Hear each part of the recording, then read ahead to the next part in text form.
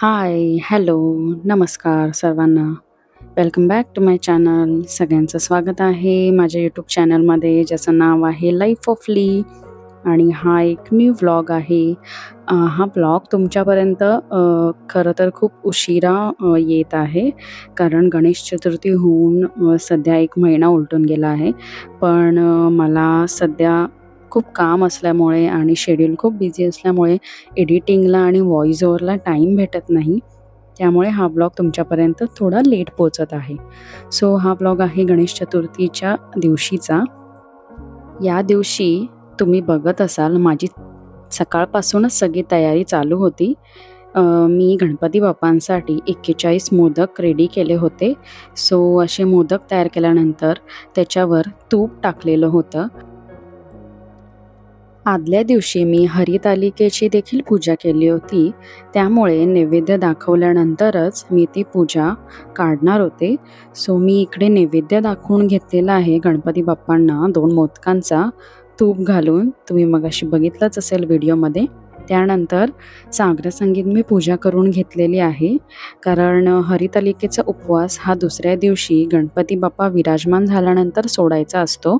त्यामुळे आमच्याकडे गणपती बाप्पा खरे तर बसत नाही, पण मी नैवेद्य दाखवून हरितालिकेची जी पूजा केली होती तिकडेच नैवेद्य दाखवून मी माझा उपवास सोडलेला होता. त्यानंतर मी अशी तयार झालेले होते, कारण घरी बाप्पाला नैवेद्य दाखवून झाला होता, पण आमच्या सोसायटीमध्ये देखील बाप्पा येतात. सो त्यांच्या आगमनासाठी पूजेसाठी जायचे होते. त्यामुळे मी आणि माझी आई आम्ही दोघीही तयार झालो होतो. आणि ही बाप्पाची सुंदर विलोभनीय मूर्ती तुम्ही बघू शकता व्हिडिओमध्ये. हा छोटा बाप्पा आहे. मोठ्या बाप्पाची देखील मूर्ती तुम्ही बघितलीच असेल व्हिडिओमध्ये. त्यानंतर मम्मीने इकडे पूजा करून घेतलेली आहे आणि 41 मोदकांचा नैवेद्य आम्ही दाखवलेला आहे, बाप्पाला अर्पण केलेला आहे. आणि यावर्षी आमच्या सोसायटीमध्ये राम मंदिराचा देखावा केलेला होता. म्हणजे सगळ्यांकडेच वेगवेगळ्या प्रकारचे देखावे तसेच विलोभनीय डेकोरेशन केलेले जाते. सो आमच्या इकडे देखील ही बाप्पाची सुंदर मूर्ती आणि राम मंदिराचा देखावा तसेच मोरपंख असे वेगवेगळ्या रूपात लावलेले गेलेले होते.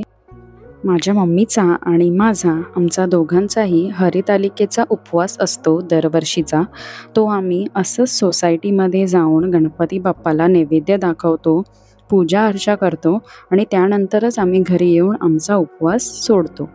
सो आम्ही अशी पूजा करून घेतलेली आहे. मी देखील पूजा करून घेतलेली होती आणि नैवेद्य अर्पण करून घेतलेला होता. आणि काय सांगू तुम्हाला, आजूबाजूचे सगळेच वातावरण एवढे भारलेले होते, कारण गणपती बाप्पा आले की सगळेच वातावरण फुलून जाते.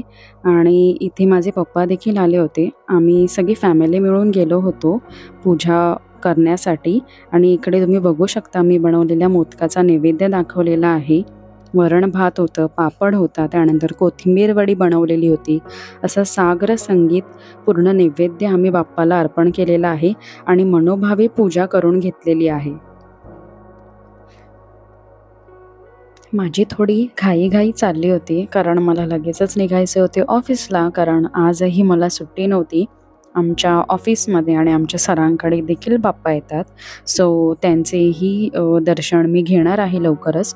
आणि तुम्हाला एक न्यू छोटासा व्लॉगही बघायला मिळेल, कारण आमच्या सरांच्या घरी देखील बाप्पा विराजमान होतात आणि खूप मोठ्या उत्साहात ते साजरे करतात. आणि इकडे मी तुम्ही बघू शकता निघालेली आहे कामाला. सो हा छोटासा ब्लॉग आवडला असेल तर लाईक, शेअर आणि सबस्क्राईब करा. भेटूया पुढच्या ब्लॉगमध्ये. तोपर्यंत बाय बाय गाईज.